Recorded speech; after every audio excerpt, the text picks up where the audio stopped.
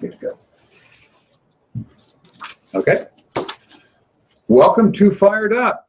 This is Bob Irwin, your host for the show. We're coming to you live, actually, if you're watching on Wednesday night, from the gun store here in Las Vegas, Nevada. The show can also be heard on Tuesday nights on KSHP AM radio. It's 1400 on your dial on Tuesdays, and the internet show now is on Wednesdays. So you missed the Tuesday show. You'll have to watch it next week. We are streamed around the world on that show on the radio, and we are around the world, obviously, on YouTube for this version that you can actually see us. My guest tonight is firearms instructor extraordinaire, Lenny Davis. I could not possibly explain Lenny in the time that we have available for the show. We try to run about an hour. A bit of your background, Lenny, for listeners who have not seen you before. We've got a lot of people new every week. So. Well, that's good. Welcome to the show, folks. My name is Lenny Davis. I'm a retired special agent with U.S. Customs Department of Homeland Security, and I have been a firearms and tactical trainer since 1980, and I am currently a contract instructor for the U.S. State Department in the Global Anti-Terrorism Assistance Program. Cool. Pretty close? That's pretty close. And Lenny trains embassy security and all sorts of local security people in countries all over the place. Hard to get him here because he's always on a plane to Dubai or someplace. And Lenny and I have known each other. That wasn't so bad. Lenny and I have known each other for 20 years probably now. At more. Least, yeah. When he was assigned to Las Vegas, we ran into each other a few times, and he's a brilliant instructor. So he's a terrible driver. That's why he ran into me. And he's a comedian. Besides, toting guns and shooting terrorists, he's a comedian too. This show is about guns, politics related thereto, and self-defense issues, as you all know. We teach classes here at the gun store in the art of defending yourself and liability and CCW, and you can find a list of those classes on our website, thegunstorelasvegas.com, and you can sign up there also. I think we put the sign out that says that's got the questions and comment. Okay, and if you have a question or comment, we don't do this interactive with the audience, but you may.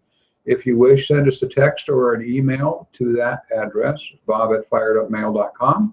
If you have a question for us or for Lenny or one of our attorneys that has appeared previously, just send them all to that, and I'll forward them to the people that need to get them, including Mr. Davis. That being said, away we go. We always start out on the program with some self-defense cases. Predominantly what we do here at the gun store is do defensive issues here on Fired Up. There are better than 200 defensive uses of firearm every week in the United States. Very few make the mainstream media unless they're wrongful use. So we always start out with some self-defense cases to give the listeners some educational value. Some of these cases are really good, some are questionable. Once in a while we have one that's wrong or really stupid, but they're all picked out to give you information that you can look at that case and go, what would I have done? And we'll talk about what the guy could have done better or could have done worse. It's hard to second guess people on real gun toting situations, but we will give you a few pointers that we learned off of reading what we read. This is the first case tonight is from the Daily Sentinel in Grand Junction, Colorado. It happened on the 20th of this month, 7 days ago. A local homeowner walked into his garage to smoke a cigarette at 1:30 a.m. and he found a guy he didn't know standing in his garage. Surprise! the suspect here, age 33, was wearing gloves and carrying a flashlight. When the homeowner asked what were you doing in my garage, he replied, looking for a phone. The homeowner had the sense, wandering around and leaving his garage door open, to have a gun with him. So he pulled his firearm and held the guy at gunpoint, called 911. The police arrived. He explained to the officers he'd left his garage door open only for about 5 minutes at 1:30 a.m. Talk about inviting whoever's wandering by into your house. But anyway, so the police arrived. They arrested him. He was held on suspicion of second-degree burglary, trespass of a dwelling, and possession of burglary tools. This is in Grand Junction, Colorado.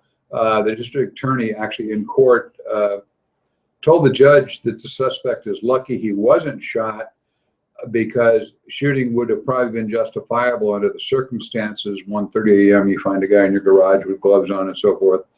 The suspect was allowed to sign himself out of jail Tuesday on a personal recognizance bond. So this is a good case where nothing bad happened. When he pointed the gun, the guy surrendered. Everything went well. Didn't make the papers. It only made the small town papers, right, which is where I found this.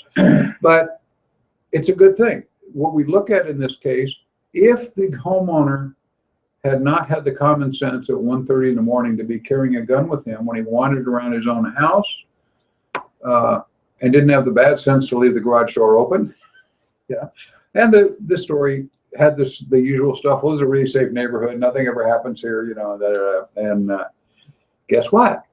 It did. Well, this reminds me of a couple of years ago here in Las Vegas. Trevor Nettleton, the off-duty Metro police officer, had came home, and it was about this same time at night, and was working in his garage when 4 ne'er-do-wells came up and attempted to rob him, and they ended up shooting and killing him.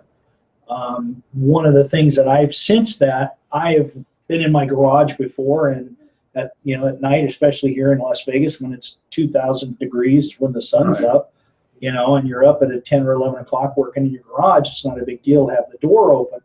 But since that shooting and this incident really justifies that, I don't work in my garage with my garage door open without a gun on.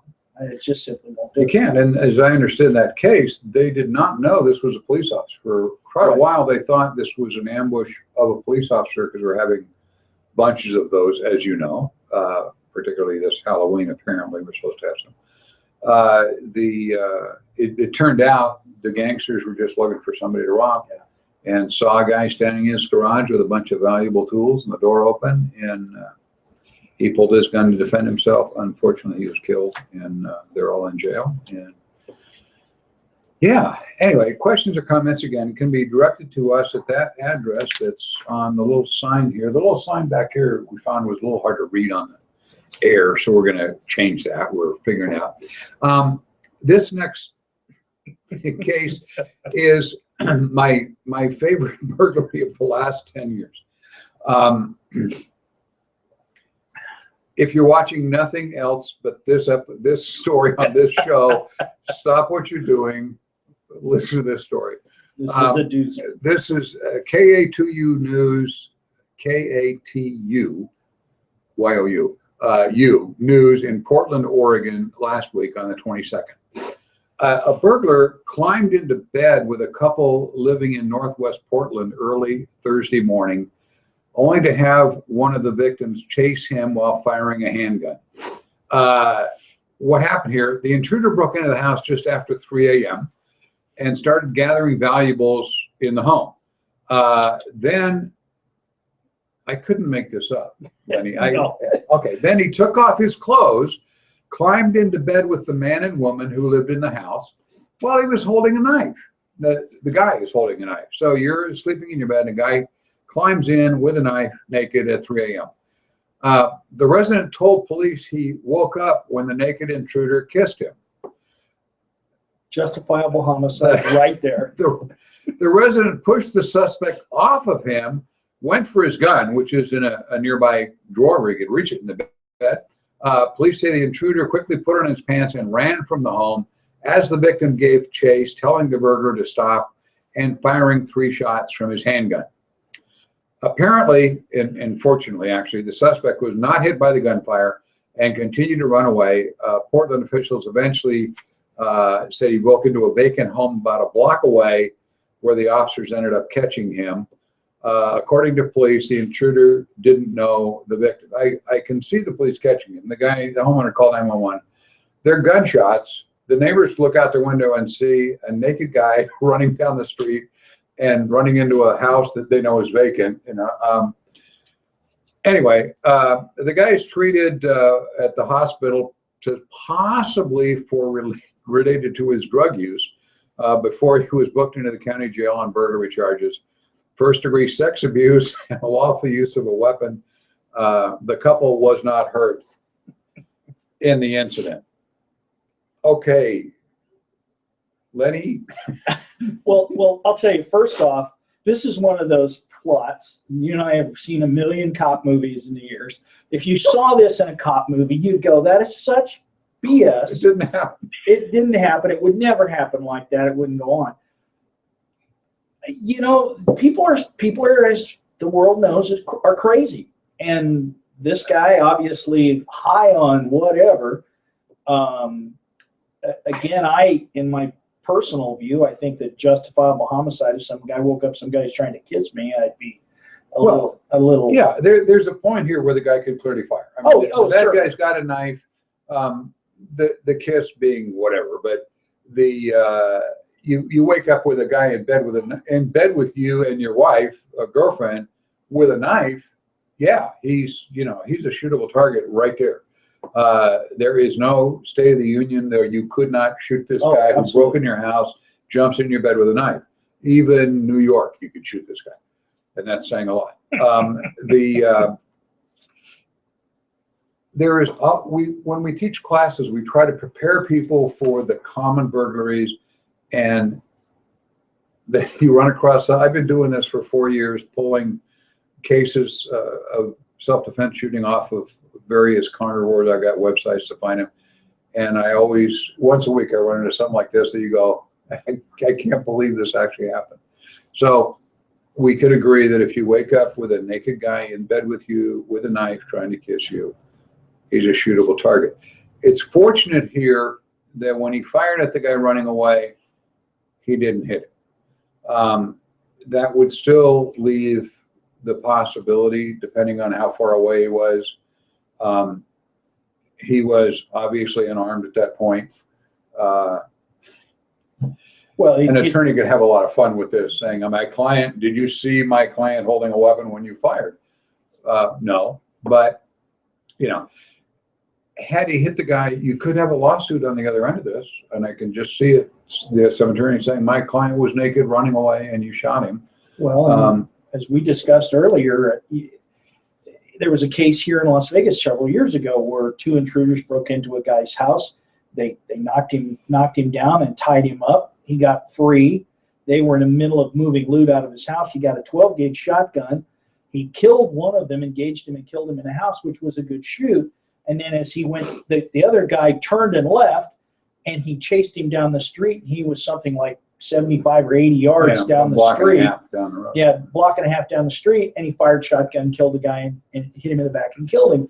And he pled guilty to. He was very lucky that he was given only one count of involuntary manslaughter. Yeah, and that's what would happen in a case like this if you look at the distance and the danger at the time. And the problem is when you're the victim of a crime like this, you really want to get even. Yeah.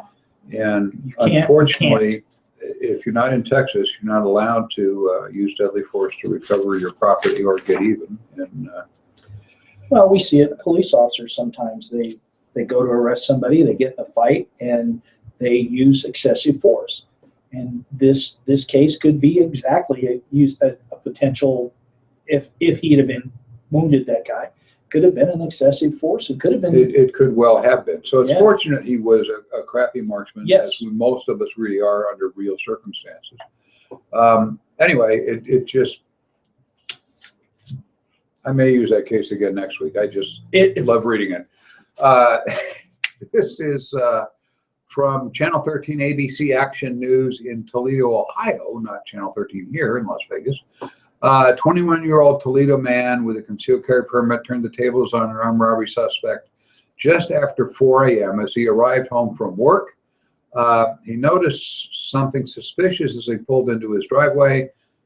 He told police he saw a vehicle drive down the street and slow down looking at him as he was getting out of his car.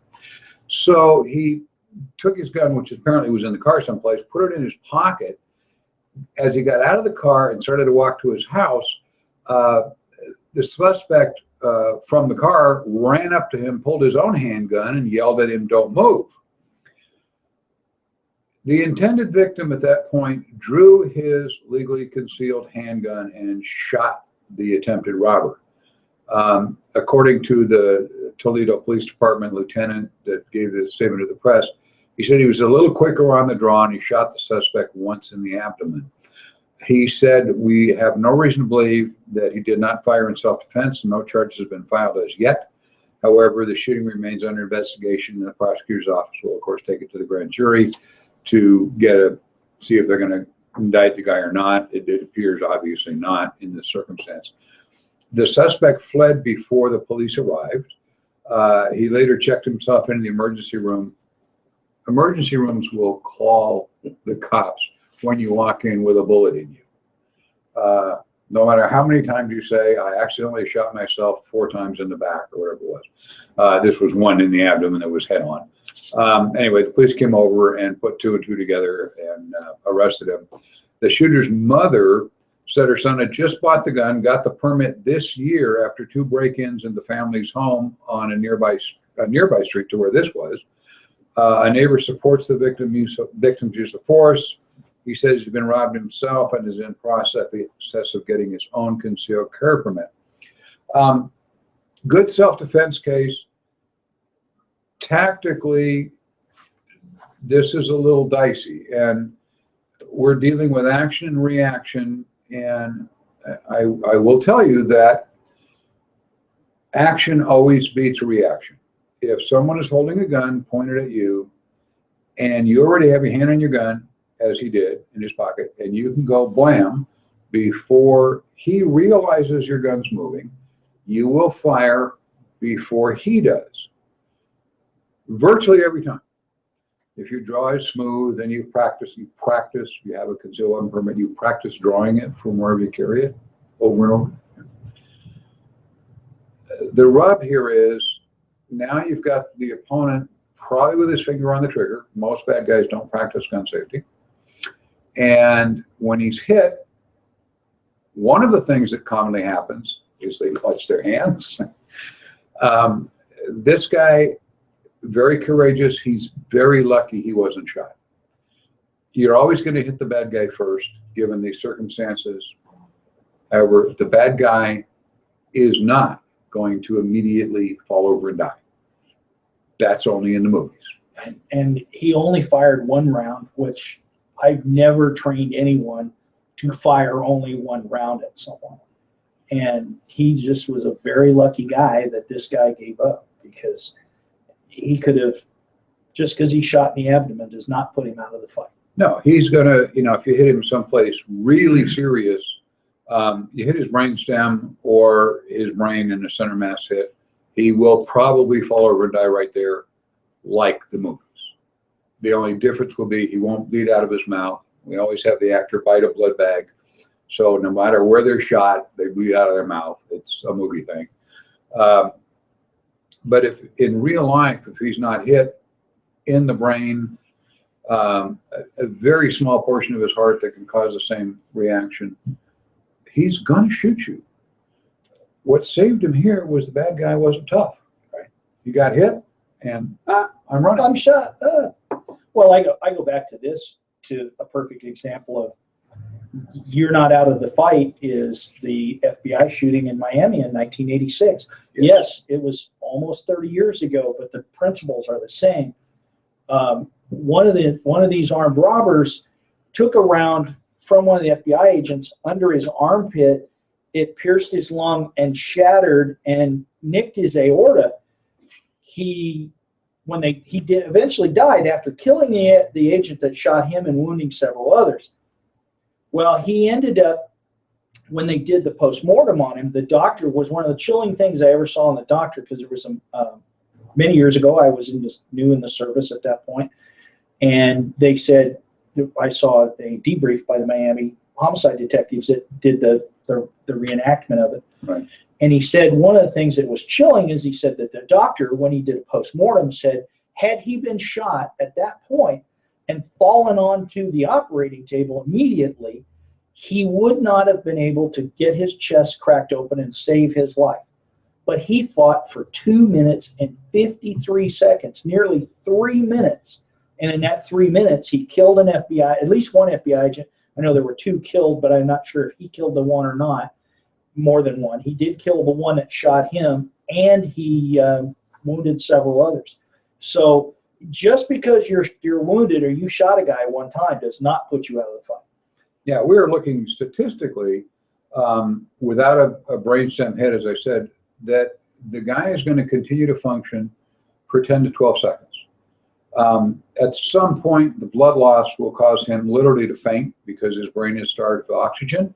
But you know, when I was teaching police academies years ago, I used to tell that to my cops, that you've got 10 or 12 seconds. If you're shot and you're still conscious, you've got 10 or 12 seconds at minimum to continue to operate. So if you look down and see a 12-gauge hole where your heart used to be, how many magazines can you put into this guy before you pass out? 2.5 magazines if you practiced a lot. You know, and that's a joke. But what it's meant to tell you is that because you're shot, don't die. Continue to fight. And once in a while, you run into a tough guy who, unlike the naked guy who ran away when he got shot and things like that, that it's just tough. And you shoot him, and he just looks at you and shoots you back. And we always talk to everybody about multiple rounds. If you're in a self-defense thing, you're shooting because your life is in danger. Don't go bang and then wait to see what happens. Many of you are hunters out there and have hunted deer, and you shot a deer right through the heart, right through the lungs, and the deer just runs. And you chase him for 200 yards. Think how many miles, or sometimes miles and yards, and sometimes miles, that you have to track that animal before you find him. People fall down and die because they think they're supposed to from watching television, but they don't have to. So bear that in mind on both sides. If you're hit, you've got time to defend your family. If he's hit, he may want to continue the fight. This is USA Today and the Indianapolis Star, and now a lot of media. I've seen this all over the place since I wrote it up. Now, this was in Indianapolis, Indiana. A place called the Far East Side Restaurant was robbed Saturday night. This was 10/25 last week. Not the time, but the date was 10/25. It's the first time that's happened in 8 years of being in the restaurant business. The place is really well known for its Cajun food and so forth. Anyway, big famous restaurant when I looked it up. No one was injured in the robbery, which happened at 7:30 p.m. when several customers were dining inside the restaurant. According to the owner in an interview, he wasn't there. He came in later. But the owner said the lone robber walked in, said, "I have a gun. I'm going to need all the money out of your registers." He did not show a weapon, but he said he had a gun and he was going to take the money out of the registers. An employee said the guy, who appeared to be in his 20s, was wearing a hoodie, seemed friendly when he first placed the order. When she returned to the counter, she heard him say, "Don't move," before he reached his hand into the tip jar and grabbed the money. Now he's stealing the employee's money. Now that's a cardinal issue. Anyway, he reaches and grabs the money. Another employee reported the man claimed to have a gun and repeatedly demanded the cash register be opened. It's not clear how much money was actually taken. And he ran away. The restaurant owner, nobody was shot here. The restaurant owner is offering now a 25% discount to all customers who can show a concealed carry permit. Exactly the opposite of what most restaurants do. He said, he put on his Facebook page, you get 25% off if you have a CCW when you come eat in my restaurant, because he wants armed people there. The owner wrote, "If thugs are going to come in and threaten our extended family," he's referring to his customers and employees, "with guns, you better believe I'll use every trick I know to protect them." The message, he put it on after the robbery at Saturday night, And by Sunday, it had 1,100 likes on Facebook. It's probably still up there if you look. It's called the Far East Side Restaurant in Indianapolis, Indiana, just encouraging people to bring guns into his restaurant, which I think is just great. So if you're in Indianapolis and you have one of these, a concealed weapons permit, it's 25% off. So be there. Yeah, that's great. You see so many places react exactly the opposite way and declare themselves a gun-free zone. They put a sign on the door that says, no guns allowed. And in small print, it says, if you come and rob us, you can kill anybody you want because nobody in here has a gun. If you don't mind, since you just brought up my pet peeve of the year, the gun-free zone. People, if you don't understand that a sign that says you can't bring a gun in here is going to, the only person that's going to deter is a law-abiding citizen. It is not going to deter a robber who is going to come in at gunpoint and rob you. I know that there are people in the United States that feel that you shouldn't have guns in certain places. I understand that. I'm sorry if you think that that little sign on your door is going to keep the bad guy from coming in and shooting you or shooting any of your customers or anyone else in the school or anything else. You're absolutely wrong. I will step down off my soapbox now. Okay. Well, and Lenny is absolutely right. Gun-free zones, when we do the stats, I've got another story on it we'll get to in the time we've allotted for this for an hour, but gun-free zones encourage criminal activity. When they look at all these mass shootings and whatever we've had over the last, somebody just did a whole study on a guy out of Purdue University and found that of what they consider mass shootings where 4 or more people were killed, et cetera, et cetera. Since 2009, all but 2 took place in gun-free zones. Mm-hmm. That is not an accident. The wackos they're wackos, but they don't want to get killed, so they go someplace nobody's going to shoot back. Don't go there. It's dangerous. And when you see a sign on some business that you want to participate, you want to go to, I would strongly suggest that you talk to the manager or send them a polite email that says, I noticed that when I go to your restaurant or your car wash or whatever, that you don't allow firearms. I carry my gun to defend my family. I have been trained and checked by law enforcement authorities, et cetera, and I am insulted that you feel that I would be a danger to your customers, and in future I will be shopping someplace else, and advising my friends to do the same thing. And if enough of you will do that, these gun-free zones will disappear and will eliminate a huge problem.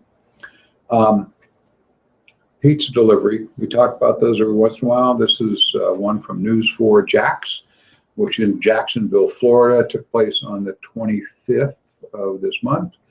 A pizza delivery man shot a man who was attempting to rob him at gunpoint Saturday night on the west side of town, according to Jacksonville Sheriff's Office. The robbery victim, whose name has not been released, was walking up to a home to deliver pizzas on Play School Drive just before 10 p.m. when he was approached by 2 men, one pointing a shotgun at him. The man with the shotgun demanded the delivery man hand over the pizzas. I just read them, I don't write them. And then the second man came up and took the pizzas. The man with the shotgun then demanded the delivery man empty his pockets. As the delivery man slowly reached into the guy's pocket, the victim presumably deflected the barrel of the shotgun. He grabbed a hold of it and pushed it away from him, drew his handgun and shot the robber, who was still holding the shotgun. Both men fled the scene, leaving the shotgun behind. So they traded the pizzas for the shotgun. Fair trade. Yeah, one robber showed up at University of Florida Health with a gunshot wound and was arrested for armed robbery. The suspect who shot the delivery man was in serious condition. There's no information on the second suspect. It actually wasn't in the report whether he was captured, ran away, or whatever. He just not there. The media did reach out to Domino's to see what their policy is on delivery drivers carrying guns. As of so far today, 5 days later, I understand they're still waiting for a response. I have a grandson who works for a company delivering pizzas, and hopefully he's armed. The delivery guy saved his own life by a quick reaction. This is a little different than the guy just playing fast draw. He actually grabbed a hold of the gun muzzle and deflected it from his body, so he eliminated that. If the guy pulls the trigger, he's going to hit the victim. Often these robbers will kill everybody anyway just to avoid having witnesses. We've all seen that, where you have a stupid robbery for $100 that you know is going to be a plea bargain to a misdemeanor and time served, and they kill the people they're robbing just so they save going to jail for 5 weeks. Anyway, this guy did it right, deflected the gun muzzle. Couple of notes here. People have the impression, I guess, in the low-life neighborhoods or wherever these gangbangers live, they deal in cash. Most people that order pizzas pay with credit cards these days, like 90% of them. So the drivers don't really carry a lot of cash. They carry just minimal change. And so there's no great amount of money you're going to get. Maybe that's why they wanted the pizzas. It's really stupid robbing pizza delivery guys. And a lot of the smaller companies, they are carrying guns. And obviously some Domino's drivers. We'll find out eventually what happened to this guy if Domino's responds. The other interesting thing is if the guy, which we didn't know at the time this was written, he was seriously injured, the bad guy. If he dies of his injuries, of course, his accomplice who ran away will be charged with murder. That's we address on the lawyer part of this show. But right. If someone dies while you're committing a felony, even if it's your partner, you're charged with murder. So this becomes like a case that puts you in prison for life for robbing a guy of pizza money. And I'll say one thing from the trainer aspect of this. I've trained undercover officers for years and years and years about what happens in a deal goes bad and a guy puts a gun in your face. If you think you're going to die, you make that you make that decision to act, whatever you're going to do, right, wrong, or indifferent, and you act. This guy made I don't know what his background is. He may be ex-military or something. I kind of doubt it, delivering pizzas, but who knows? He made a tremendous decision to grab the barrel of a shotgun and pull his weapon and fire on this guy. Tremendous move. Tactically great. Tactically, a superior move. I don't know who taught him that or where he picked that up. But my thing as a trainer is I've always told the people I've trained, if you made a decision, you're going to act. Don't half step. Don't go, oh, I grabbed the barrel, but now I don't want to do. Now I don't know what to do. Yeah. Follow through. You're going to fight for your life. Fight for your life. Don't stop in the middle. Nope.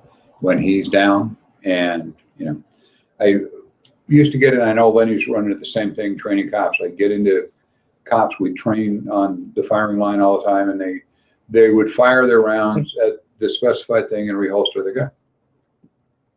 And I talked to him about don't reholster your gun, because the guy ain't gonna die like that. Keep your gun out. And it got to a point where I still had guys doing it. It just gets to be a habit. Yeah, and they've got the guy. They fire 2 rounds. They think they hit the target, or they see the bullet holes and hit the target, whatever, which you can't really see in real life. And they go bang bang and reholster, or worse, look down and reholster. And the rule at Bob Irwin's Police Academy was, you do not reholster your gun until the trial's over, the guy's in the bus on the way to the prison. Then you reholster. And I used to actually give cadets push-ups for being the first guy to reholster. I've told people for years, nobody has ever won a gunfight being the first person back in a holster. Okay, so if I'm in fear of my life and I'm going to pull my weapon, and whether I shoot it or not, I'm going to keep that weapon out until I'm either, the threat is gone or help has arrived, whatever comes along, that's what I'm going to do. Yeah, I'm you not really gonna- don't have to wait for the police to haul him into prison. Yeah. But, yeah. Yeah, but I mean, I'm going to sit there and wait. And of course, Bob and I both gone, like Bob said, you're ready on the right, ready on the left, ready to fire line, fire. You'll go fire your 2 rounds. You'll holster and you go, man, did you see how good I shot? Yeah, and they look away too on top of that. And that is like, because under stress, you will do exactly how you train. So if you train poorly, you're going to perform poorly. And you literally are going to shoot 2 rounds and holster that gun. It has been proven time and time again in law enforcement, and it is what will bite you.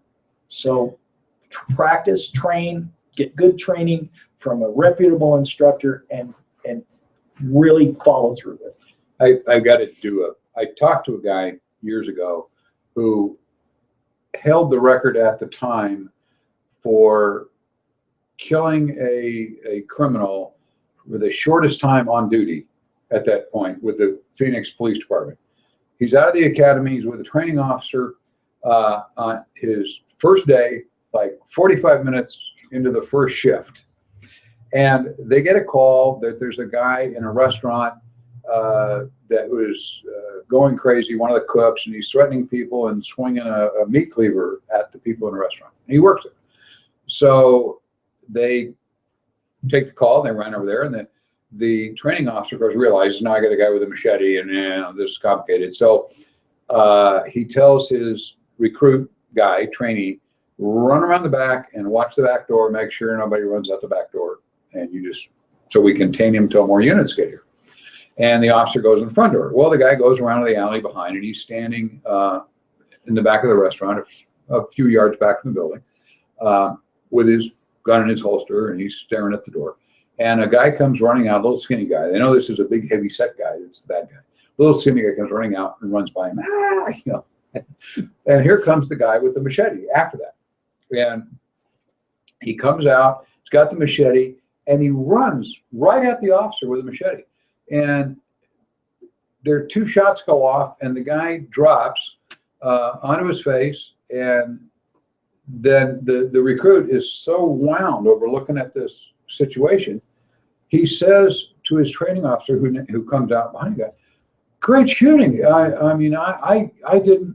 And the training officer says, "I didn't shoot him, son." The guy had drawn his service revolver at the time, fired 2 rounds, and reholstered his gun as the guy is falling forward on him with the machete, because that's what he practiced doing. Honest engine, folks. I understand somebody now has beaten that 45-minute record that was in Phoenix. So I was talking to a Phoenix officer about that. And he said, no, we had a guy beat it that did something else and shot somebody. But because the guy had practiced, and they let him at the time reholster and pick up their brass. We all know the Newhall story. Yes. Don't pick up your brass. Don't pick up empty magazines. Gun forward, seeing what's happening, looking to both sides till the smoke clears. We offer free concealed carry permit classes every Monday, Wednesday, and Saturday here at the gun store. If you would like, you can sign up on our website, thegunstorelasvegas.com, and get all the information there. I'm going to do a little thing here I want to do too. We have a printer here in Las Vegas that does all our stuff, and I wanted to give them a little plug. If you need some printing done, the printing company we use most often for everything now is American Printing. They're down on Fremont Street, downtown. I can give you the number. It's 702-384-3821, etc. But you won't remember that. But remember American Printing. You can find them on the web, the internet, in Las Vegas, downtown on Fremont. They're locally owned, have been there for 30 some odd years. They do quality work, have great prices, and I just want to say that they've done a lot of good work for us. And I thought I'd give them a free commercial. So there you are, American Printing, if you need to get something done.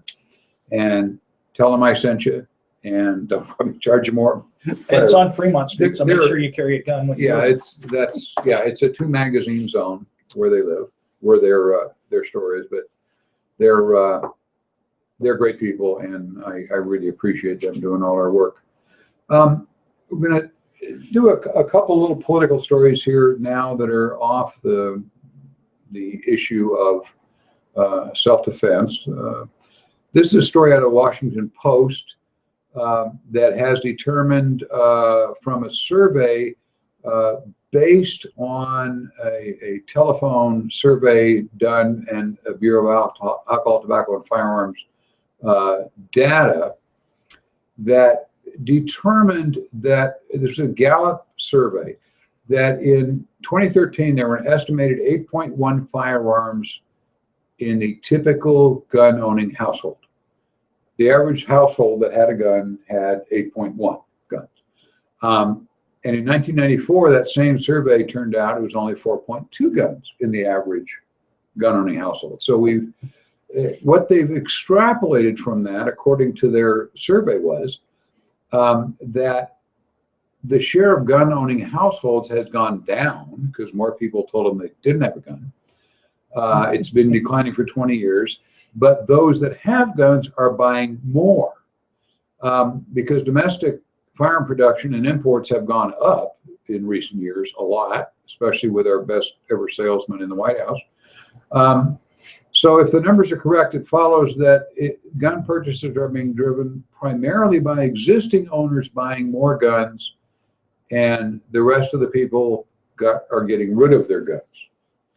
And if you believe that, I've got a bridge that I can sell you. Picture this.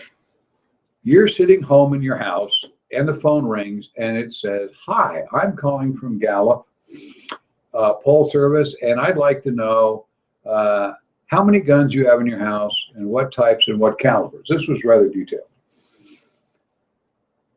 And you're going to say to the voice on the phone, "Well, I have 3 rifles, I have 2 pistols, and a slingshot and a bow and arrow." No, you're not. Are you going to tell somebody over the phone that you have a gun in your house and describe it? It might be Burglary Inc. that's calling your house, obviously. Even if the phone says Gallup surveys on it, you've all gotten the calls that say they're from the IRS and it's some, scam. They can make any phone number they want appear on your phone. They want to know what guns you have in your house and how many. How many of you would actually answer that truthfully if you answered it all? If you would answer that truthfully, raise your hand, please. Do you see anybody? I don't see anybody. I got the call from Gallup, and I told them that I basically told them it was none of their business I didn't have any guns, and hung up on them. That's why their survey discovered that less people in this country own guns, keep guns in their house than before. This is where we're on the internet, and I can say bullshit. Yeah. What moron is going to answer that or call? To clean it up, though, to quote a former law instructor at the Federal Law Enforcement Training Center, bovine feces. Yeah, nobody is going to tell you, and yes, everybody knows that.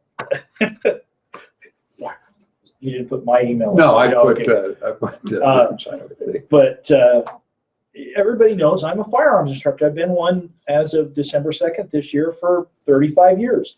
I have a couple of guns, but I'm like a mechanic. If a mechanic, you don't ask a mechanic how many, why do you have more than one wrench?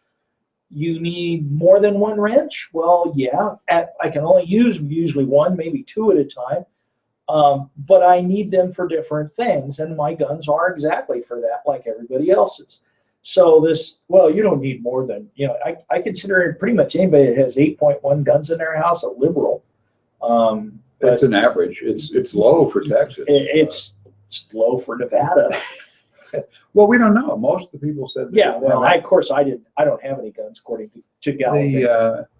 If you're going to answer that question, this tells you that there's some really stupid people that have 8.1 guns in their houses that probably won't, because when a burglar calls, they're going to tell them the same thing.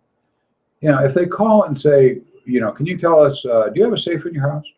And what part of your house do you keep it in so you know it's safe? Yeah. And is the combination based on a relative of yours or your birthday? Just because we're taking a survey. Sorry, folks. There are a lot of stupid people in the United States that have 8.1 guns in their house. Anyway, I think the people that answered the 8.1 are the same people who answered the email in the last few years that the prince from Nigeria was going to give him $10 million if they just sent him his bank account number. yeah, so they can put it in. I get those all the time. Yeah, and they don't actually send the money in. I know. I'm really kind of disappointed. I'm going to shorten this one up. I came across some FBI statistics on self-defense. The FBI does one thing really well, which is collect data. And if you go, and you can find it on the internet, the crime in the United States with firearms and without firearms, and I got the firearms section, and they have a section in there that is justifiable homicides by law enforcement, justifiable homicides by civilians, where this is where an agent or an officer of the law or a civilian killed a felon in process of the felon committing a felony on him. 2012 is the latest data they have collected. This is involved to collect. And it showed in 2012, law enforcement killed one-on-one a total of 410 felons. They used handguns 328 times, rifles 36, shotgun 7 times, and unknown gun type where they didn't record it was 38. So law enforcement shot and killed 410 felons in 2012. During the same time, private individuals, armed citizens basically, killed a total of 258. That's almost as many. And so the libs have looked at this data and said armed civilians then only kill 258 people a year in the United States, so why do they need all these guns and yeah. This is how you take survey numbers and make it look like your side is right. What it doesn't include, this 258, is how many people shot a bad guy and didn't kill him with a gun. Statistically, when you're shot with air flight for life and emergency rooms and all that stuff in the United States somewhere, statistically, when you're shot, you die 10% of the time. 90% of the people that are shot survive. So if we extrapolate that number, we can say, well, private citizens then shot another 2,500 felons committing an act. But wait a minute, 90% of the time also, 95%, when you point your gun and the guy runs away, you saved your life with a gun. So it's 9 times that 2,500 that actually the gun was used to stop a crime in progress. So the data that they're going to throw at you that says less than 300 people were killed in self-defense by civilians in 2012 is actually closer to 200,000 people when you count warned them off, et cetera, et cetera. Plus, it saves not only the lives of the guy who did the saving, warning them off, and if they capture the guy or they kill the guy, then that's crimes that aren't committed by him later on. We're dealing with 80% repeat offenders in the criminal world now. Well, you look at just in what we've done so far this evening, we've shown 3 cases in 3 different cities where civilians used guns to defend themselves. Nobody died. 2 of them were wounded, but nobody died. So they're not in the survey. So they're not in the survey. And then you look at I bring up 2 mass shootings, both of them in Oregon, one at the Clackamas Mall a couple of years ago in Portland, and then the recent one in Roseburg at the college.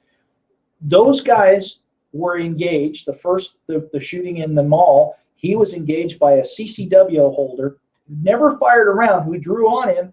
He saw that guy and immediately killed himself because these mass shooters want to take themselves out on their own terms. And then the guy in Roseburg, the 2 police detectives show up. They're the first responders. They engage him in a gun battle, slightly wounding him, and then he kills himself because he does not want to be taken out by the cops.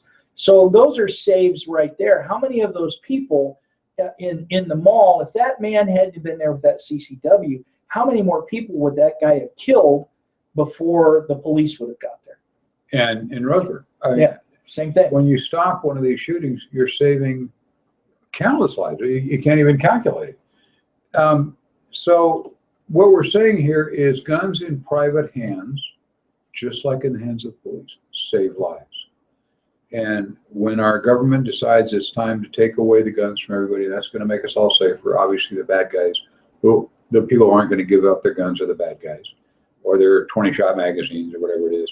Lives are saved by private ownership of firearms, and it eliminates bad guys. And you can say, yeah, they say, well, look at all these people that take a gun and because they have a gun, they commit suicide. No, they commit suicide because they want to commit suicide, not because they have a gun. If you look at, I mean, we can pick data from anywhere, a little snippet here or there to make it show whatever we want to show.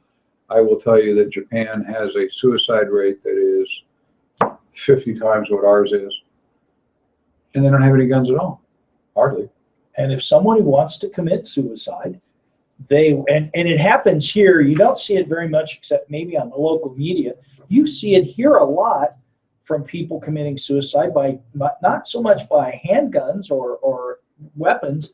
They throw themselves off of a high-rise building. They jump off of the bridge between Arizona across the dam. Yeah. I mean, if somebody is hell-bent on committing suicide, they're going to commit suicide, and there's really nothing you can do to stop it. We're running short of time here. I don't really want to run the show over an hour, so I've got some other stuff, but we'll be here next week with the same thing. We'll be on the radio Tuesday. Tuesday night we're on the radio KSHP 1400 AM from 5 to 6 drive time. Hooray!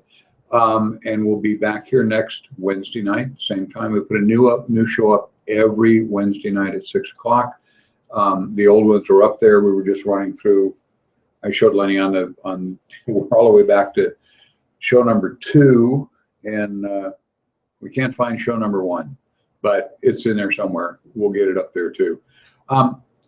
There's been a lot of reports on this, and I just want to cover it because our friends in California, every time I get somebody in class here from California, I tell them, welcome to the free world, Nevada. You've got some gun laws coming down the pipe that appear to be unstoppable in California. There is a referendum going around getting signatures to make California a lot safer. It's a several inclusive thing, but it includes the new law they want to push. They call it the something firearms prevention something act, and it's put together by your Lieutenant Governor Gavin Newsom, who is Jerry Brown's protege apparently, and the law center to prevent handgun violence, who we know is not at all to the left of center. Anyway, it's going to be they're getting signatures to put this on the ballot. The first provision requires ammunition buyer background checks. When you go to buy ammunition in California, if this becomes the initiative passes, you'll have to do a Brady check to buy ammunition. This will also, it looked like there was a hole in it for you could buy ammunition out of the state and bring it back in. Unfortunately, it also bans importation now. They've reworded it since I wrote this.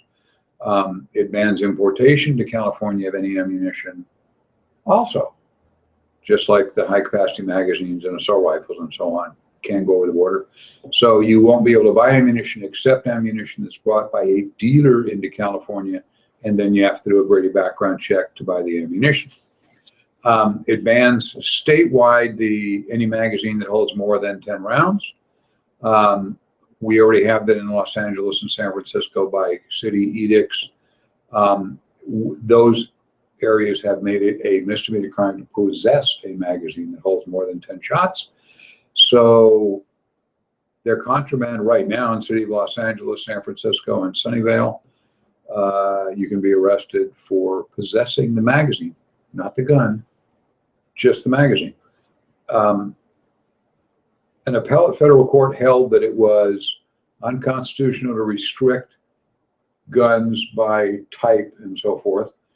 And when they first put this through, it was going to be any gun that was capable of holding a magazine that is capable of holding more than 10 shots.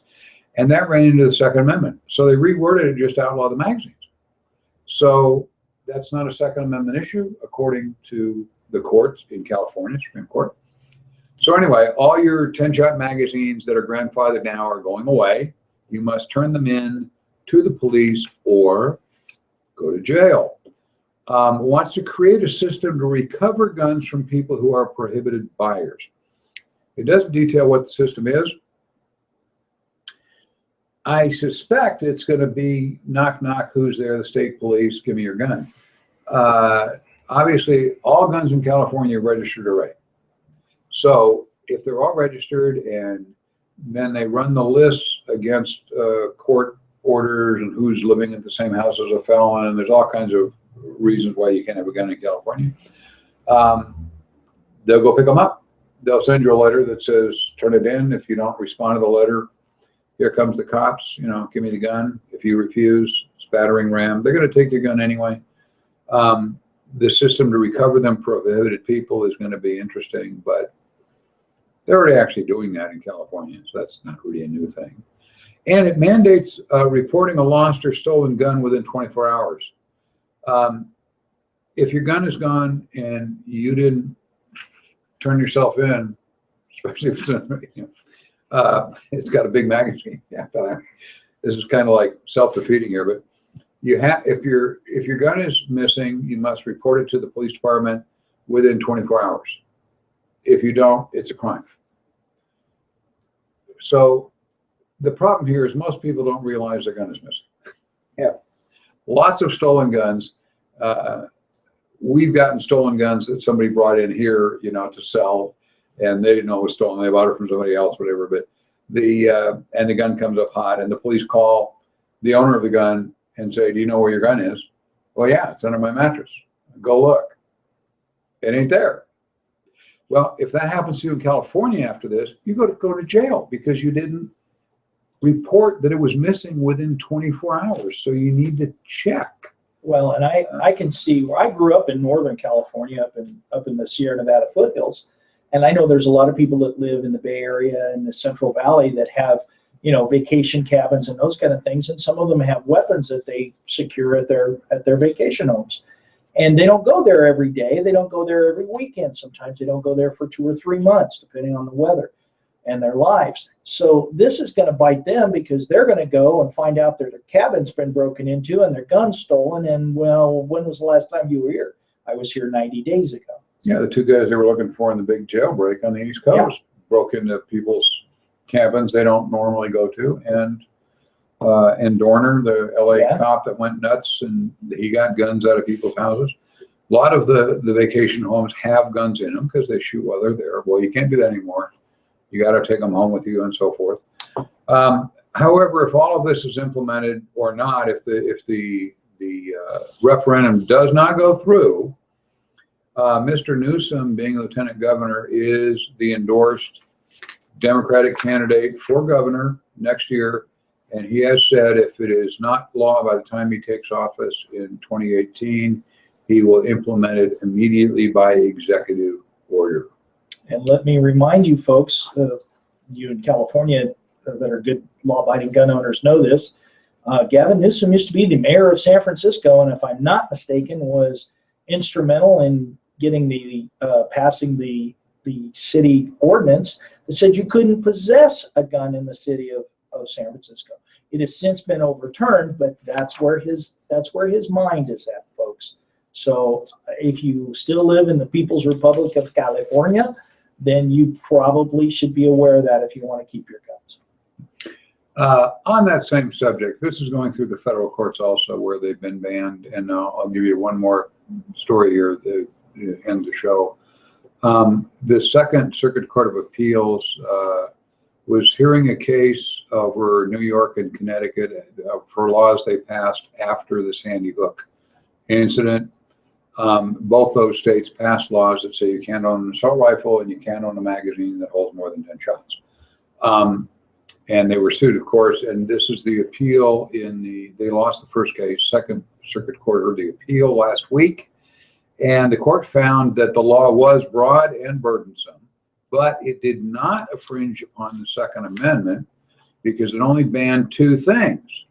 Only one type of firearm, that is a semi-automatic rifle, and only large magazines with a capacity over 10 rounds. So they held that it is constitutional. It's now headed to the U.S. Supreme Court. It'll be on next year's agenda. That will determine a lot. On the bright side, that court did strike down New York's state law that you could only put 7 rounds in the magazine of your pistol, because a lot of pistols, there's no magazines that hold 7, and they made a 7-round law. They tossed the law and said it's okay to have 10 rounds in your magazine, because that would not do anything, hold any sway over criminals, to limit them to 7 rounds. Therefore, because this is all to stop crime. So if you make it against the law to have a semi-automatic rifle or a magazine that holds more than 10 shots, of course there'll be no crime. Of course. Why didn't I see that before? Please friend us on Facebook if you get a chance to. And I'm going to see if I can get you back, Lenny, in the next couple of weeks before you leave the country again. I'm not leaving the country until sometime after the first of the year. So I would be more than happy to be back to do this. We're going to be at the Rocky Mountain Gun Show.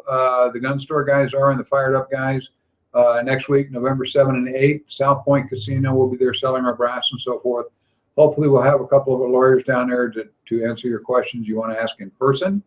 A couple of other gun shows coming up we'll get to just before, but the next one is Crossroads at Cashman, November 7 and 8. The movie The Big Short is going to open just before Christmas. It is the story of the group in Las Vegas that bought and sold homes and caused the whole crash of the market in the housing bubble, based on a book by Michael Lewis. And the reason I bring it up, it's got Brad Pitt and Christian Bale and Ryan Gosling and Steve Carell in it. Opens for Christmas, and it also has the gun store in it. It turns out, I never told you this, I didn't know it. The bad guys that actually did the whole housing bubble thing and all ended up in jail, when they were through screwing everybody out of their mortgage money, they drove over here and shot our guns to blow off steam. For real. So the gun store is in the movie, at least the front of the building, and the indoor shooting in the range they actually shot in New Orleans while they had all the main players there, but it'll make us look good. It's a really cool looking range, I'm told, by the producer of the movie. So does this make you an accessory after the fact? It makes we're an accessory to the housing bubble, apparently. We'll be back next Tuesday on the radio at 6 p.m. on KSHP 1400 AM on your dial, drive time, call in and ask questions. And on YouTube next Wednesday with a new show. They stay up there forever, as you know. Thank you for watching us on YouTube. Thank you for being here, Lenny. Thank you, Justin, for taking your time again to push the right buttons, assuming that we got up on the air. And you say you did, we did. So that's cool. Friend us on Facebook if you get a chance. Thank you very much. And you all have a great evening.